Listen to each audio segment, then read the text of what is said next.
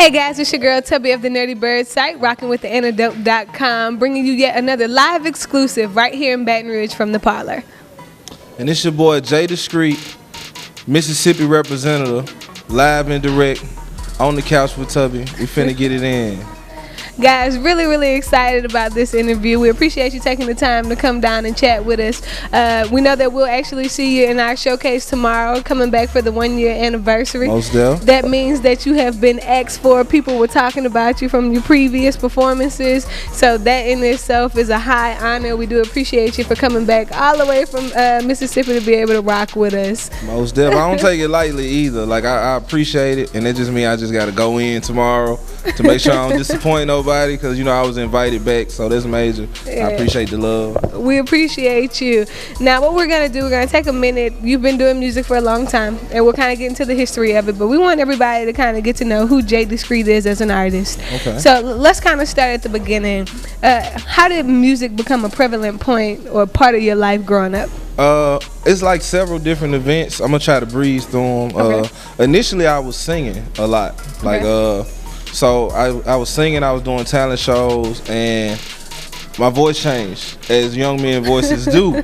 And you know, at that age, I ain't know nothing about vocal coaching or nothing like that. So I gave up singing entirely. Pretty early. Real early. And I started writing, and I started writing poetry.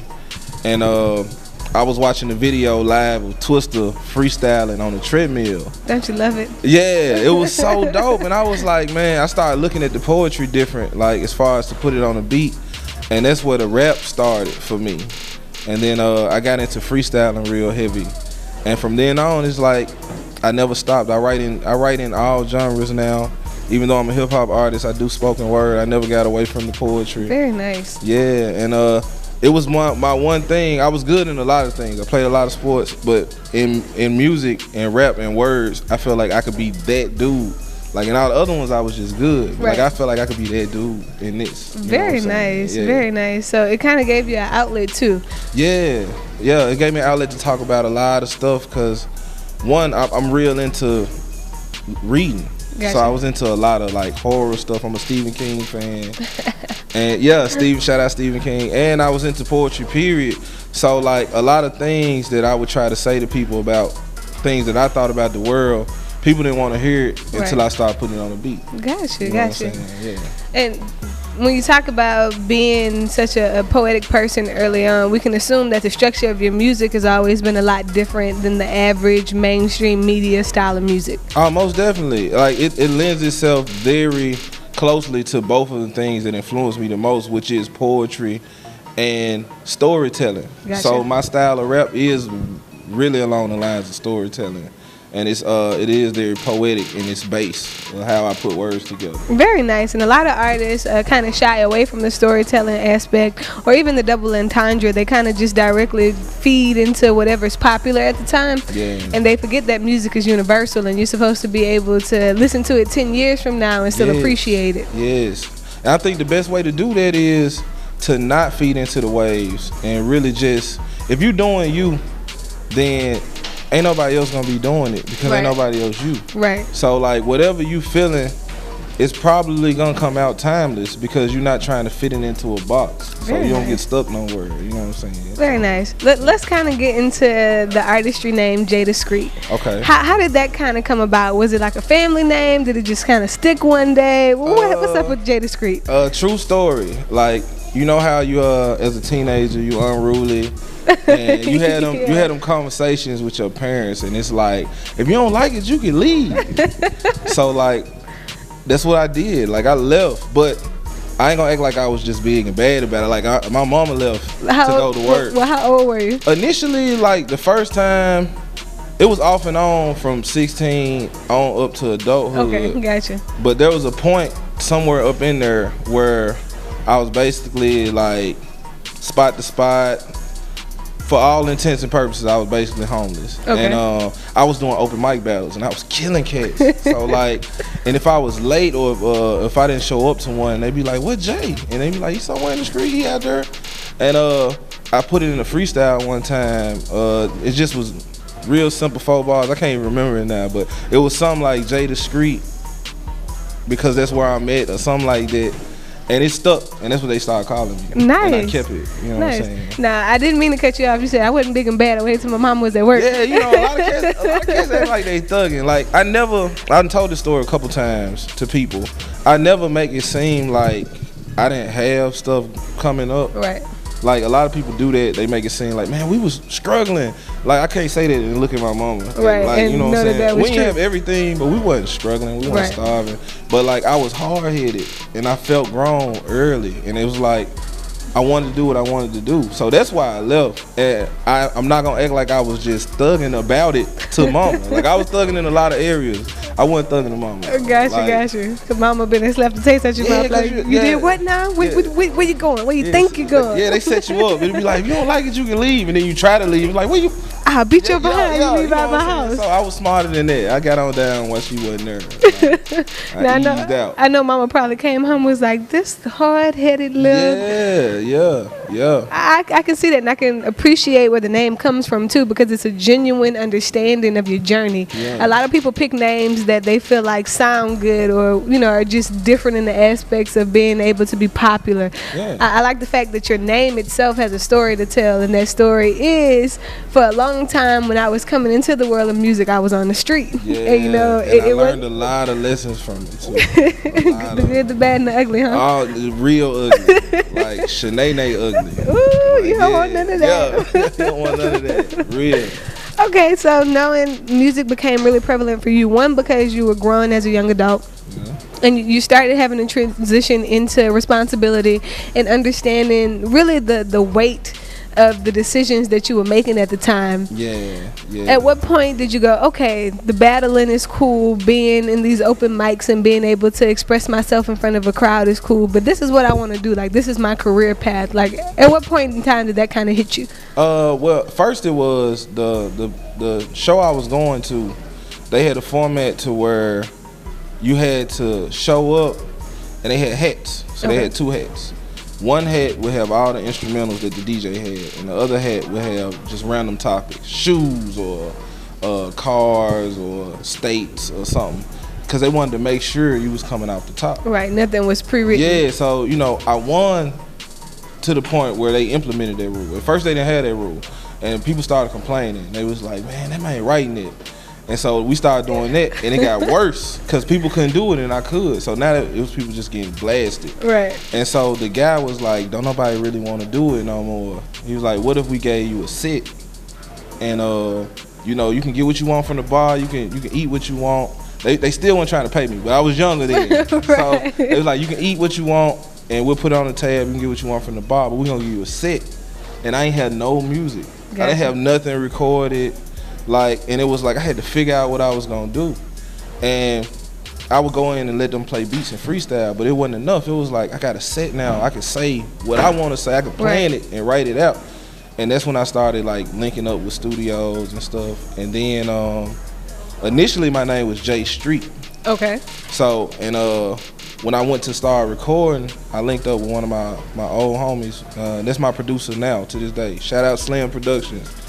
And we went to record, and he was like, bruh, it's a million streets. Like, it was T Street, Y Street. He was like, it's gotta be unique to you.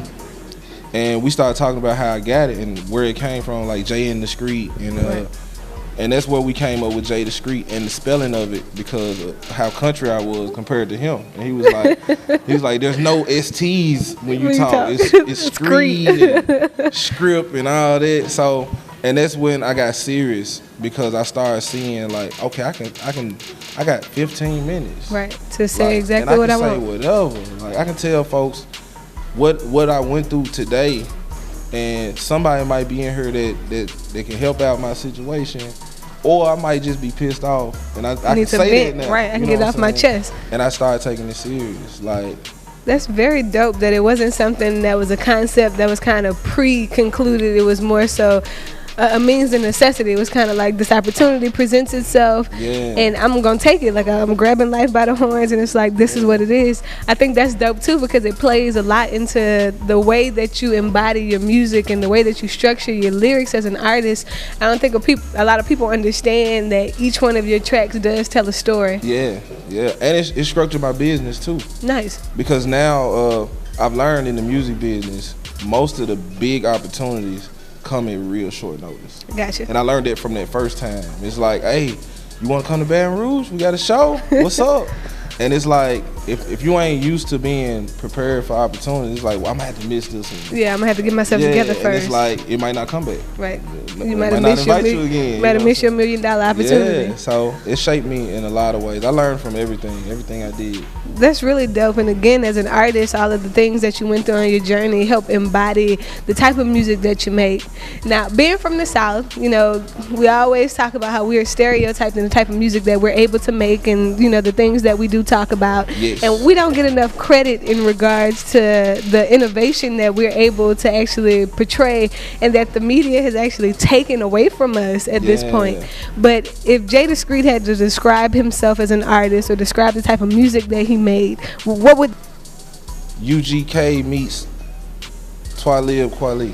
Nice. Like I'm gonna bump, but I got something to say every time I say something. I'm not just gonna bump for the sake of bumping. Right, it's like, not just fluff. Yeah, like you can ride and listen to it and not pay attention to the words, and it's still gonna bump. But if you do decide, I want to see what he's saying, it's gonna be something there for you. Nice. Like, and that's my whole style. That's who I am. And I think that's important in the generation that we live in. Too often, you know, the mainstream artists buzzing, but when you listen to the music, nothing's being said. And I'm a firm believer, like I said earlier, that when I go back and I listen to something 10 years later, it should still have that same impression. Like us growing up in the blues, jazz, hip-hop era, you know, we can go, even R&B, we go back and we, to this day, listen to stuff from 10 years ago, and we're singing it to the top of our lungs like, you know, it just came out. And I think it's important, even in hip-hop, to have that same feel. Like we can still put on old Snoop, we can still put on old UGK, we can still put on certain artists and go, this music is timeless. Yeah, I agree. And the music is evolving too. Like, right. A lot of us, especially like, I consider myself, I'm not a member of the new school. I'm not, like, even though I'm fairly young compared to the people I look up to. Right. So I have to recognize that music is evolving, and because the way we digest music is evolving. Like, everything is on a shorthand schedule now. Like, there's no gaps anymore. There's no I gotta go through this process to put out music anymore. Like I can record something sitting right here and release it to the world tonight. Right off my phone. Yeah, right off my phone, literally. So some of the stuff, I can't lie, like I'm into all of it, but I found a new respect for it. It has its own place. Yeah, look, for me, I think I finally understood where our parents were coming from. Yeah. You remember when we were really like getting into the whole bumping of the music we liked, and your parents come around the corner, turn that trash off, or what you listening to, that rap mumbo jumbo. Or they do one better, and they come and change your radio in your room. To what they listen like, to. This music right here. This is what you're supposed to listen to, boy. This is music. And I remember those days, and looking back on it, I appreciate it because it gave us a different dynamic for music. It gave us a different ear to the point where now, like you said, I do respect the younger generation. I do respect the fact that the ideals of what it is that you're looking to express is being expressed. But I also believe that Jimmy Jump, I think, said it the best the last time we were able to sit down and chat. He said rap isn't rap anymore, it's rep. It is. Like everybody is just talking about the things they have or what they want to, you know, what they portray like they're accomplishing even though they're not. Where rap used to be a story being told. And it used to be how dope you were. Yeah, like all sauce. Yeah, so like we as people, we as artists and promoters and personalities, it's now the charge is falling on us. Right. Like I'm at the forefront of a huge debate in the Mississippi, Memphis area about quality versus popularity, because a lot of people now are looking to book who can fill their venues, which is cool, but some of the people that can fill the venues, they can't perform a show. Right. Like they can't perform without playing the actual song or rapping over their vocals and little things like that. But a lot of people rock with them, so I understand from the business standpoint, you want to make a lot of money, cool, that's cool. Let's go with this person. Yeah, but if you want something to bump, you know what I'm saying, we have to take responsibility to say, well, we're going to build this platform for people that need to be heard. Right. You know what I'm saying? Because they bump too, they can fill venues too. Yes. And look, that's where we come into play. Showcase Sundays. Showcase Sundays. Only the flyers hit the mic. We don't let you record over your vocals. I'm here. So, you know, twice now. You know what I'm saying? We want to see we want to see raw talent. We want to see that not only are you popular in the style of music, but that you're actually able to perform a real set. Like if I paid money to come to a concert, I would actually sit there and look at you and appreciate what's going on rather than just be waiting on the mainstream person to come out. Exactly. So I think that's very dope that that's even a concept that you understand as an artist, because it plays into the business aspect of it. It does. And let's kind of touch bases on that. A lot of artists don't understand how important it is to understand the business side of things. They think, you know, you just make music, somebody hears it one day, they think you're fly, and they bring you a contract, and now you're a millionaire. No. If you have to give advice to the generations that are coming up, or even the generations that we're in that don't really understand the importance of the business, what advice would you give in regards to just being prepared? Before you start releasing music, learn what it means to release music. Learn how to make it count for you, as opposed to just putting it out there. If I had to share a personal story, I have a Walk the Line series of projects, and there are 3 of them. Each one is a little bit more successful than the last. Walk the Line 2 was my most successful project upon release, but at the time I was still learning as an artist, so there's a lot of things that I didn't do as far as registering it. Gotcha. So a year later, I get on the sites and start looking at how you qualify for Billboard, how you qualify for awards, and I had triple the amount of sales that I needed to even be recognized. Gotcha. But I didn't have any of the paperwork done. Like, it was protected, it was copyrighted, but it wasn't registered. So if I had to give advice out, is go through all the proper channels. Like, if you're gonna do it, that's why they call it business. You have to treat it as such. Right. If you're not documented, then you know you really just doing it's a hobby, really. Underground. Yeah. And we spend too much money to do it. Like, you paying your producer, you paying to record, then you paying mixing and mastering. And if you're serious, you promoting it, you paying for that. You do a video, and at the end of the day, you can't recoup anything except hand-to-hand sales. Right. But we're in the digital world. Everything's uploaded. Yeah, so people need them streams. They need that. You need to know how to make your streams count for you. Right. And I love the fact that you really did harp in. And a lot of people feel like if you just have copyrights, you've done enough. No. But it's so much bigger than that. And understanding how to read contracts. Yes. I think some people, again, just get excited at the idea, and then they see this dollar amount. It's like, oh, yeah, this is perfect. And they sign. Yeah. And they don't understand that those fine details make the difference between being able to say, I only want green M&Ms in my dressing room. Exactly. And no, you're going to get on this short bus and we're going to travel the world in 10 days. Yeah, we're gonna give you peanut M&Ms. Right. Like, you don't even like peanuts. You allergic. Like, we deal in words. So another thing is like learning the lingo. Right. Because people from a young age are taught that a red flag pops up when you hear contract. At least the ones that's a little bit savvy. If I say, hey, I'm gonna put you on this contract, you're like, I need to read it. I need to see what's on it. Let me see the fine print. Yeah, but a lot of people sit down and talk to people, whether it be labels or managers or whoever, that says they can further their career. Right. Like, and then at the end of the conversation, it's you and this person and another person. And they say, well, I think we got an agreement.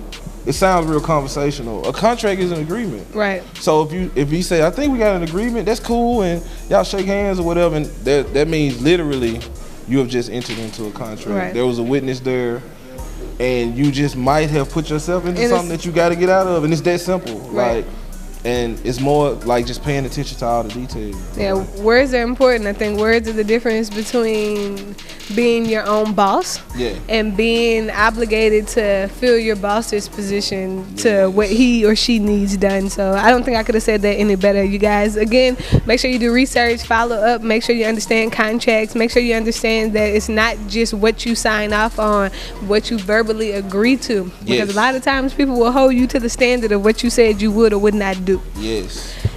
phone videos hold up in court. Yep, that is proof. Yeah. That is documented proof. They hold up in court. And being in the digital world, I keep on saying a lot of this generation doesn't understand how important it is to stop putting your business on everything, stop recording everything. Yes. It is the likes of your own demise. Yes, everything ain't for the masses. Right, everything ain't for social media. We grew up in that generation where it's like, keep your business private. Yeah. What happened in your house happened in your house. Yeah. Whatever I put on my social media, it's okay because I don't have a problem with the world knowing, or it won't backfire. Yeah, you used to could tell if your man was cheating if the other woman knew what your bed set looked like. Yeah, now the world knows what your bed set look like. You know what I'm saying? Like little stuff like that. Anything. And now, she could just go and Photoshop something out the background, see you a picture like, I've been in your house. Or go buy the same bed set from Target. Yeah. I'm in your room. Right now. What's up? Like, yeah, you gotta protect your peace of mind and your privacy. Because once you put something out there, it's out there forever. Yeah, you can't get it back. Can't get it back at all. I don't even post pictures from vacations until I'm home. Yeah, until everybody knows, like, that's dead. Like, so if you see me on the beach, I'm not there right now. And you think you're gonna run up in my house, it's gonna end really badly for you. Just so you know. Yeah, I'm not there right now. Yeah. Now, speaking of business, big business. From the last time we were able to sit down and mingle, the last time you were down actually for the Showcase Sunday. Yeah. You've actually evolved into a lot of different business ventures. I have. Clothing line coming out. My second one. Bruh? Yeah. We'll talk about that a little bit. Talk about the brand, how the concept came about, when and where it's releasing. I see you got some gear with you, everybody. I got some gear with me, you know what I'm saying? Like, you've been doing some big things while I was gone. Yeah, so we're gonna get your new size arrangements. You know what I'm saying? We're gonna get you right. Just give me a little bit after August. The snapback gonna be I already real, know. so I already know. So, yeah. But let's kind of talk about first. Let's debut the first clothing line for anybody that doesn't know. Let's kind of talk about the brand from the first one. Okay, the first brand is literally me. J DaSkreet is a brand, and all of the designs in the first brand came from either projects that I put out or songs that had a real big following and buzz. And shout out to all my fans and supporters, because basically I made my name that first initial brand, and people were proud to say or walk around with J DaSkreet on the shirt. That's what's up. Much love to y'all. Much love to y'all. It's like Walk the Line has his own line of shirts. Then there's also the J DaSkreet. I had the Project No Exits. It had its own line of shirts that partnered with Me and That Grind. Yep. So shout out Me and That Grind. The No Exit shirt actually says the grind has no exits. Very nice. So pay attention to detail. That was the Me and That Grind collab. Me and him, we have been continuously working since then. And that's pretty much that one. That one is I'm really proud of it, because it's when people want to wear your name, that mean they really rock with you. Yeah, and not only that, it's much love when you can be so simple and not have to have a gimmick behind the brand. Yes. But also, I think it's very dope, like you said, because it is a lot of the project covers. It is a lot of the journey so far as your music. Yes. It's a double intention where people can kind of see visually what they're going to hear. Yes. And I think that's really cool as well, to be able to tie those in. Yes. A lot of people don't realize how grand of an artistic measure that is, to keep it simple but to still blow your mind with the concept. Yes. I think that's very dope. Yeah. Now, the second line, let's go ahead and hold it up. Let them see. So the second line, you know what I'm saying? This is one of the first designs. One of the first designs from the second line. Exclusives, you guys. You're getting an exclusive. That's an actual songbird. That's a bird nice. that was created out of notes from a song. Very nice. And the word says freedom. It says freedom. So each one of these designs, they have a word that tied them in. And put that right up here. We're gonna take it. Yeah, we gonna so they can see that joint. Yeah. So each one of them had a word. And the concept behind this line, this line is called Skreet Inks. Okay. So Skreet Inks. So it's my name coupled with inks, because I'm very much into the tattoo culture. We see that. Yeah. So it's a lot more. I'm covered up though. You know what I'm saying? I'm decent. It's you know cool. what I'm saying? He said y'all can't catch him down bad. Yeah, it can't be out here bad. But the concept behind Skreet Inks is all the tattoos that I have a particular meaning. Okay. And all the ones that are tied into music, those are the ones that made the line. So I actually have this tattoo.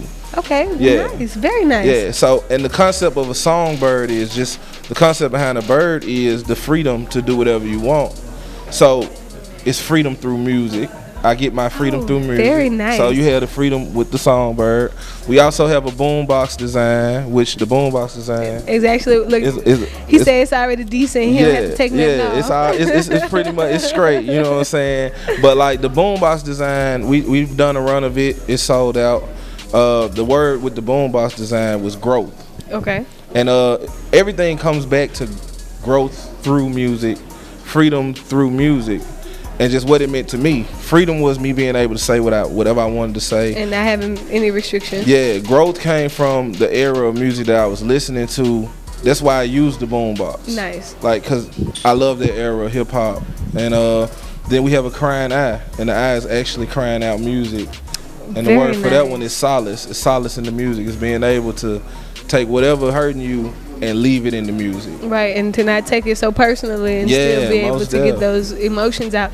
And I think that is so cool because you can tie in realistic concepts with artistic views and still have a real purpose. Sometimes we just sit down and scribble some stuff and it's like, okay, this is dope, let me put it on a shirt.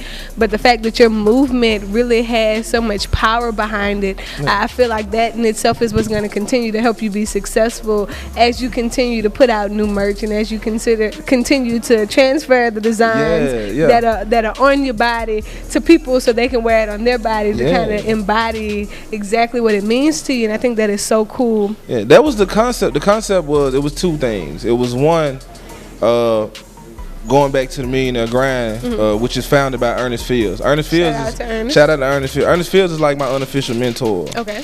And so the concept is, why would you ask somebody to buy and wear something you wouldn't wear? Right. So not only would I wear the shirt, I literally have this on my body, like forever. It's already there. So people know that I'm committed to these and I'm serious about them.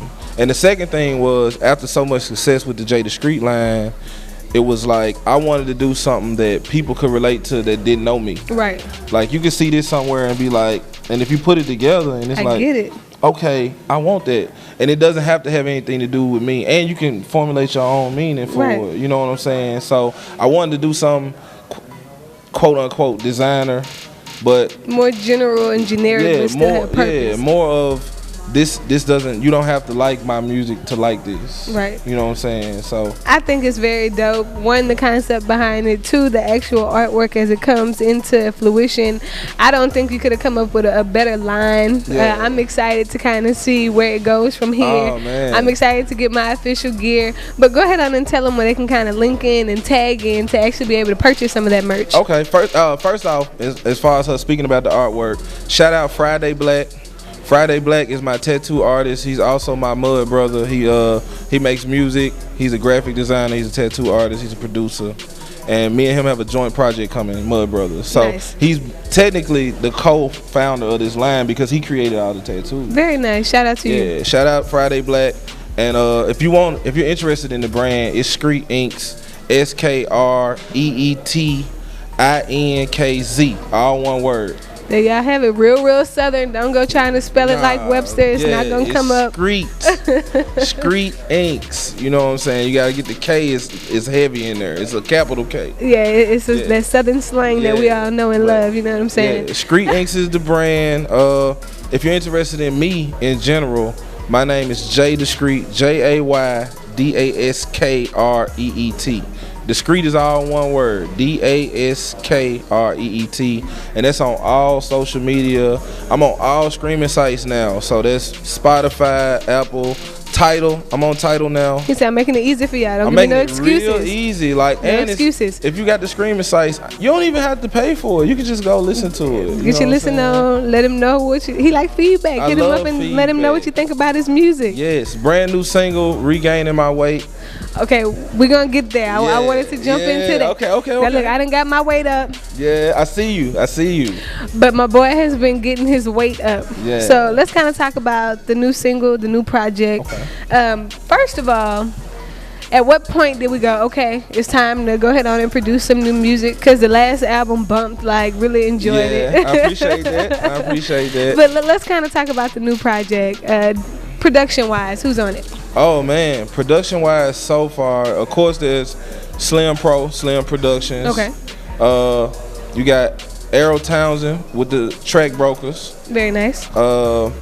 Man, it's just so deep. LJ1S Productions is on there. He produced Saturday Morning on my last project. Okay, one of my favorites actually. Most Def, yeah, it's got that real smooth feel to it. Smooth like ride feel. And I got a few more that's in the works. Okay. So I can't really put them out there. He said I can't get the exclusives this time. Yeah, but I will give you some of the feedback. Like the songs are bigger.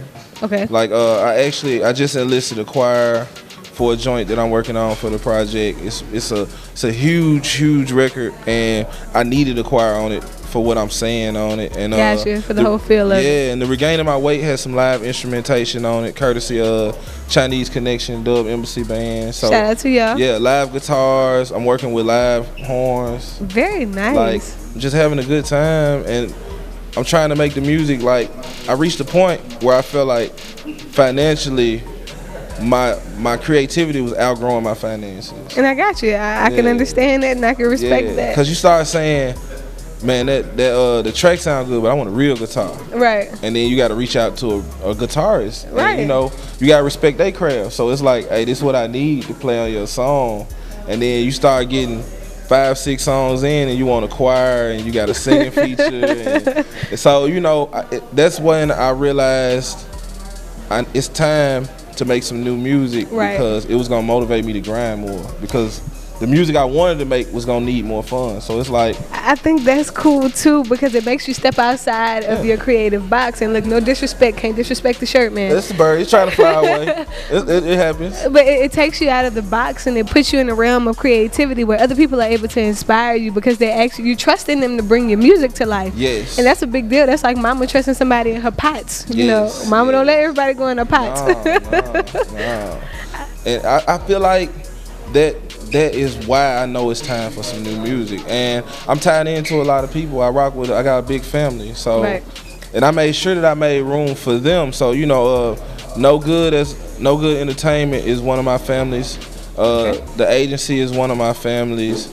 And so we are a network of artists. And so I took some time to be a fan and be a part of the support system. Like, we can't all put our music together. Right. So I wanted to be able to say, hey, my homie single out right now, and if you got a single out too, let's vibe. Yeah, and it's like, I want to be able to push yours for a while, and then we'll come back and we'll push mine together, and we'll reach more people like that. That's so dope. That's so dope. And it plays into networking, it plays into collaboration, it plays into the importance of what's embodied and understanding that we can't just do this alone. Everybody has to have a support system and, you know, a platform where we're able to continue to grow. Yeah. Now, before we get ready to wrap up, you guys, I just want to touch bases on the new single, because when you talk about getting your weight up, that's a lot. Yeah. When it comes to a lot of different people, it can mean a lot of different things. But what inspired that track? First off, it's produced by Preacher Tim. Okay. Extremely dope. He's an extremely dope artist, and a lot of people didn't know he was producing. He's an R&B artist, but real smooth track. It fit perfectly for my rhyme style, and the whole concept was, I've been out moving around, and I've been getting booked and doing shows in places other than the home base, which is Mississippi and Memphis. And so the way fans work in the music industry now is that you kind of get out of sight, out of mind. Right. So I still got my core fans that rock with me, but when you start noticing how numbers reflect on posts and stuff, it's like, okay. And I was supporting my people too. Right. So I realized that in order to put this new project out, excuse me. You're good. In order to put this new project out, I was gonna have to get that attention back up. Right. So that was the first concept of regaining my weight.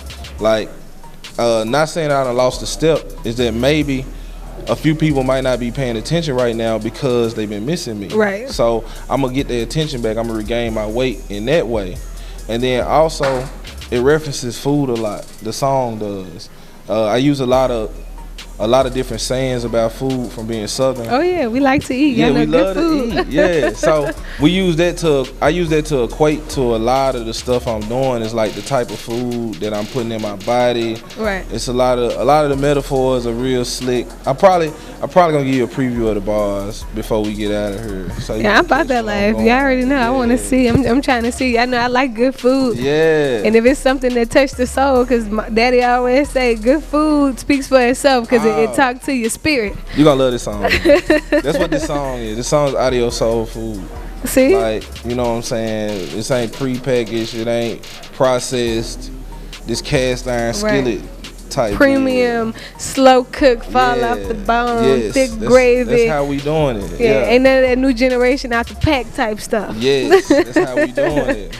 I can appreciate that, and I love the concept behind it, and I really can't wait to kind of indulge and actually get my hands on the project to be able to listen to it.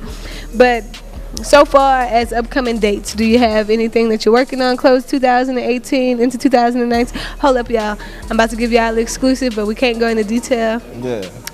A little birdie told me, and it wasn't a bird on this shirt, that you're actually looking to go ahead on and start submitting some stuff for some movie production. I am. I'm actually in the works with a group of people, and we are collectively linking up to submit songs for publishing in movies. Nice. Like for soundtracks, TV shows, and with those type of things, the other end, you know, we would love to just be able to like, hey, I'm working on this. But the way the business process works is with those other things, the shows and movies like to be real secretive. Right. So we don't get to divulge like details. Who it is and what you said. That's why I say I'm gonna give y'all exclusive. But I can't go too much into detail. But we do get to say that, hey, we're working on something major, and you may hear us in the show. You may hear something in the movie. You may hear something in the preview. I can't wait. You know, when they drop his name in the credits, I'm gonna be over there like, I heard it first. I heard it first. I knew about it. I knew first. Yeah, but I'm really amped because I feel like I paint them type of pictures with the music. You do, and the type of music that you make, it is industry type of music where it is appropriate for all age ranges. It does tell a story. It can be embodied in so many different aspects. But I think the best thing about your music is it tells your story, but it still leaves the door open for people to interpret and apply it to their everyday lives. And I think that's something that's kind of missing from the music scene. Everything's so direct. It's like, okay, this is what it is. I can only relate to it if I've been through it in that manner. And the way you structure your music is so different because you allow people to go, okay, I remember when I felt like this, and that's exactly when I was going through this. I know exactly what he's talking about. I know exactly what he's referring to. If one person says that, I won. So that's the legacy. That's what you want from your music. I mean, of course I want more than one. But no, of course. But if one person says that, I won. I like that. I like that a lot. Yeah. Now, one more thing, and we'll get ready to wrap up. When you think about the younger generation, and we think about all of the people that are looking up to us and that are inspiring to be like us so far as our music and our crafts go, if you had any advice for the younger generation that is coming up and producing music or has the desire to produce music, what advice would you give? Be comfortable with yourself. Like, don't focus so much on trying to be different that you don't be you. Right. Know that not all advice is given maliciously. Right. Be patient with us too, because as older people or as older artists, we feel a certain way about the craft. So if we giving you some advice, it's not because we don't like you. Right. We're not knocking you. We may be feeling like you could be doing something better. Yeah, we came up in the era where it started. Yeah, exactly.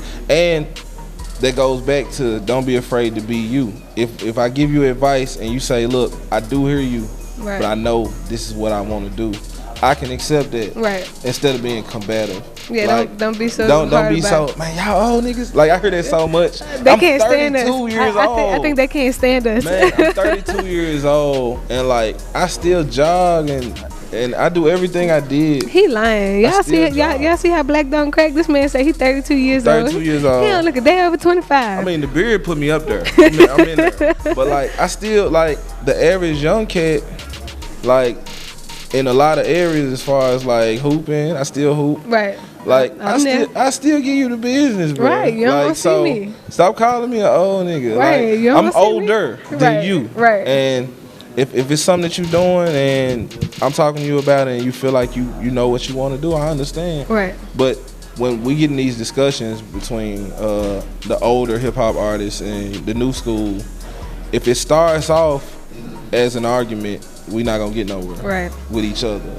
Like, cause y'all gonna take over the craft. Y'all gonna take over the craft. That's how it works. We took over the craft. We just trying to hand y'all the torch and know that it won't be the end of it. We want to know that it'll continue to grow and that, you know, our stories, because that's what hip hop started out as, us being able to voice our stories, because Nothing else allowed us to do so. Movies didn't allow us to express ourselves. Yeah. The media didn't allow us to express ourselves. It was always, if we're playing in a film, it's this particular type of role because this particular director or writer, you know, set it up that way. Exactly. So for us, hip hop became our means of being able to just openly, honestly express our story, our hardships, our ventures, our desires. Yes. And we want to know when we pass the torch that it won't die off as a flame of what used to be. Yeah, it's not temporary. Right. Like, and it doesn't have to be. People thought it was. Right. They didn't think it was gonna make it too far. People thought it was a fad, a phase. They're like, oh, Grandmaster Flex and you know the DJs, it ain't gonna make it for too far. It's too loud. It's too this. It's too that. They thought they had to weather the storm and it would go away. It's taken over. Yeah. And our culture has bled over into other cultures, and it's such a popular thing that we've lost other genres of music that at the time were so prevalent that they actually play a part in what our music is, from jazz to blues.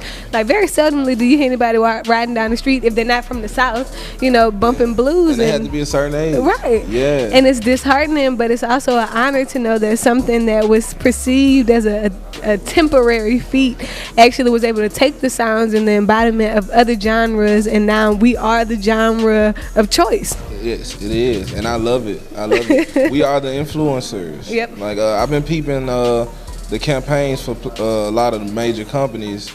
Whoever's running their social media pages, they're hip hop oriented. Right. Like, I was on the Burger King page and somebody made a comment, and the official Burger King page with the check was like, "Nah, fam.